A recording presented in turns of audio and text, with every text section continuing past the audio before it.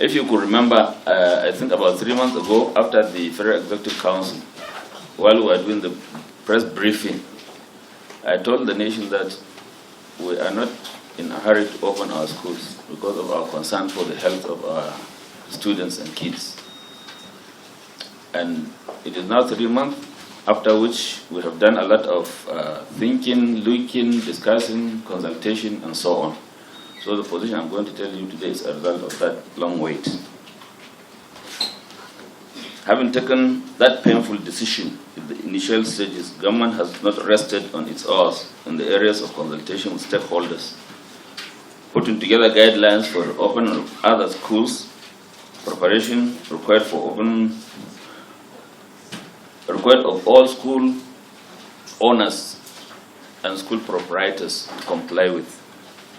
We have consulted widely with all stakeholders, including the Association of Private School Owners of Nigeria, National Association of Proprietors of Private Schools, provosts of colleges of education, rectors of polytechnics, vice chancellors of universities, state governors, our development partners, honorable commissioners of education in the states, and all relevant international organizations. And of course, our ears and eyes were open to the international media across the world to know what is happening in other lands, especially our neighbors. After these consultations, we developed detailed guidelines for opening of all learning institutions. At the beginning, we opened schools so that exit classes could go and prepare for and take their exams, and they have done that. I'm glad to report that in all our 104 unity schools, there has not been a single case of COVID-19 so far. And the isolated cases we have had in other schools are very small.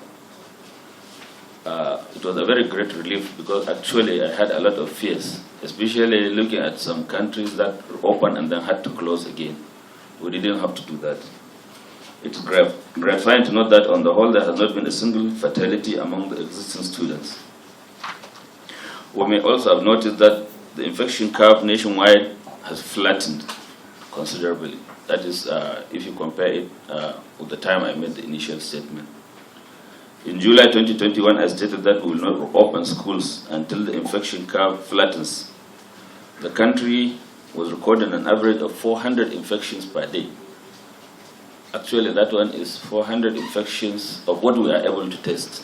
Because I'm sure so many, especially in the rural areas, are going untested. By the end of July and August, the infection rate has peaked at an average of 700 cases daily. But since the beginning of September 2020, we have witnessed a considerable decline in the rate of infections, and the average is now about 200 cases a day. Consequently, with the level of preparations put to test and the flattening of the infection curve, we have come to the conclusion that we have to review our earlier decision, especially against the realization that COVID-19 is probably here to stay for a very long time, longer than we can afford to go without schools. After consultation with the Presidential Committee on COVID-19, we have decided that all our 104 unity schools should open on the 12th of October 2020. States and private owners will work out the modalities for the opening of schools under their purview. Gentlemen of the press, as we all work towards the opening of learning institutions nationwide, I strongly urge school owners to put in place systems that meet the following conditions. There should be procedures for self-distancing as much as possible and in as many situations as is practicable.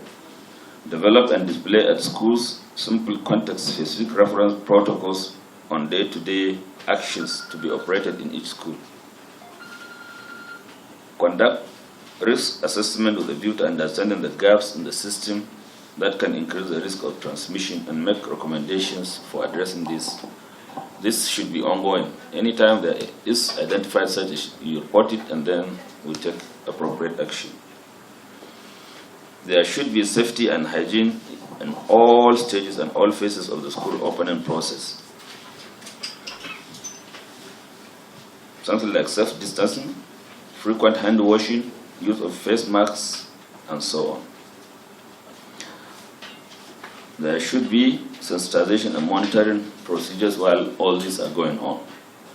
And then we should ensure adequate water, sanitation, and hygiene facilities across all school premises. And as much as possible, we should encourage the use of open spaces for all gatherings and promoting activities to be outdoors.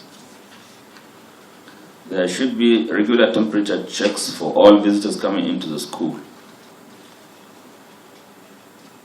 We should establish a staff-student committee for regular surveillance, monitoring, and enforcement of all COVID guidelines.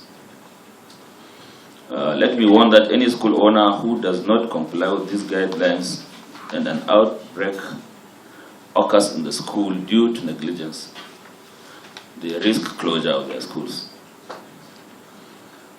Should be vigilant, strict, and rigid in the implementation of COVID-19 protocols for the safety of our children and ourselves and our teachers as we reopen schools. Nothing should be taken for granted.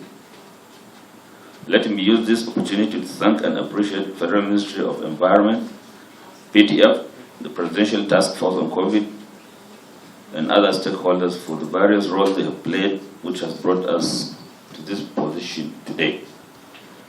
And I wish safety and progress for schools all over the country, whether federal, state, private, and so on. Ladies and gentlemen, thank you very much.